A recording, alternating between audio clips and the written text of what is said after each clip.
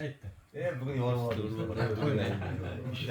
İşte o'zi ham. Tamoğru qoldimi boshqasi? Tomayapti işte tamoğru. Ol yuzda urish kerak-da. Bugun bayram kuni bo'lmaydi-ku. Nima bo'lmaydi? Ya, bugun xalq o'zining 30-yilligi bo'lmaydi-da bu. Ol yerda ko'ramiz uni. Bayramda bayram. O'zbekistonimiz gullab yashayversin. Bizlar mana Rossiyada ishlab yuraveraylik, dollarlar jo'nataveraylik. Shunday ya. Hammani oilasiga baxt. Zo'r Ish bo'lishdi. tugatdik, yomg'ir bersa bo'ladimi? Qayerda bo'ldi unda? Taldimda bo'ldi-da voqea. Bizda 30 gradus qo'yapti. Assalomu alaykum yurtdoshlar, hammani mustaqilligimizning 33-yilligi bilan tabriklayman. Mustaqilligimiz abadiy bo'lsin.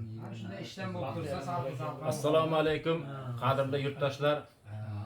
Mana bugun prezidentimizni, viloyat hokimini, Angor tumani hokimi Qosim Mardonovning tashabbuslari bilan mana musofirlarga qaratilayotgan e'tibor natijasida mana shu yerda musofirlar hammamiz bugun 1-sentyabr mustaqilligimizning 33 yilligini nishonlayapmiz. Buning uchun ularga kattadan katta tashakkurlar aytamiz.